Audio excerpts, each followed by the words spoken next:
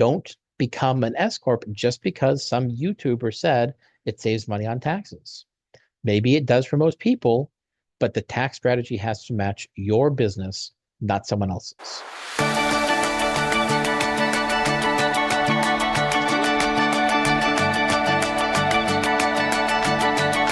It's going to be a little bit unusual.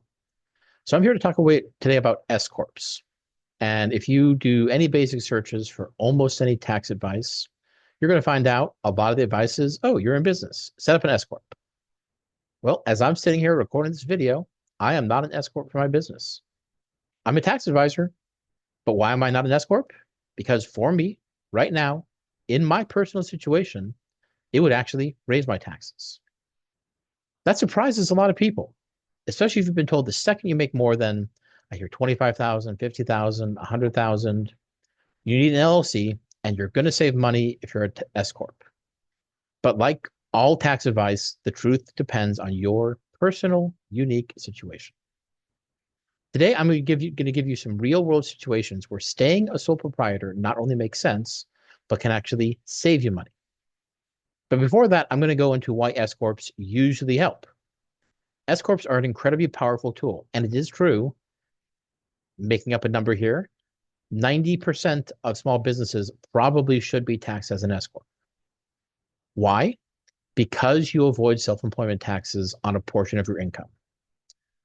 Instead of paying 15.3% on everything plus income tax, you pay yourself a reasonable W-2 salary or a wage and take the rest as a profit distribution free of that 15.3% tax.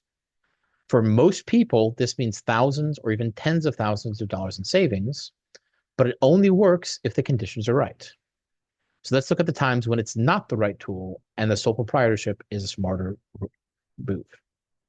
Reason one, you're earning little or no profit. Well, if you're not paying at least if you're not making at least $10,000 to $15,000 a year, an S Corp isn't going to save you much, if any, money. You'll save money on taxes, but you're going to have to run payroll, file an 1120S, which is a more complicated tax form. There may be additional state taxes to it. And so maybe now you're saving $1,000 on taxes and paying $2,000 in additional fees.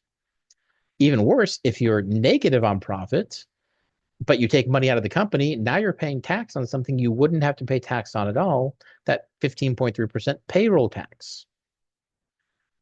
Reason two, it's a side gig and you have a full-time W-2 job that pays you a lot. Again, the whole purpose of this S Corp is to avoid that 15.3% tax. But at some point, that 15.3% tax goes away because you hit your Social Security cap. So if you're making $150,000 a year in a day job and $100,000 a year in a side gig, and yes, I know people who do it, as an S Corp, you're going to actually increase your taxes instead of decreasing them. Because you still have to pay yourself a reasonable salary on your S Corp, even though you've hit the tax cap. Now, you as an individual will get that portion back. But on half that 15.3%, your company pays that. And there is no cap, or there is no combined cap on the company portion, so the company will not get that back. Also, if you're a sole proprietor, you get something called QBI, unless you're a doctor, lawyer, maybe you don't. But QBI can be a 20% deduction on your income taxes, but it doesn't apply to the salary you get as an S Corp. Most of the time, you're saving so much as an S Corp, you come out ahead. But if you're in a high-paying job, you're now losing QBI, you're now overpaying your FICA. It's a double whammy, doesn't work. And frankly, this is what's going on with me right now. Reason three, you're making money, but you're paying most or all your profits to your kids. As a sole proprietor, you can pay kids under 18 under the standard deduction limit and not owe any payroll taxes, and they don't owe any income taxes. And that's $15,000 a year per kid. It's a business deduction, so it's tax-free for you and tax-free for them.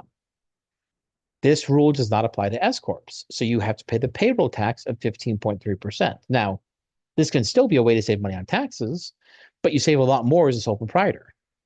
And so even if you're taking out $10,000 or $20,000 yourself, if you're maybe paying $50,000 to your kids, maybe you're putting money aside for college, doing other things, this can be a way to increase your taxes as an S Corp compared to a sole proprietorship.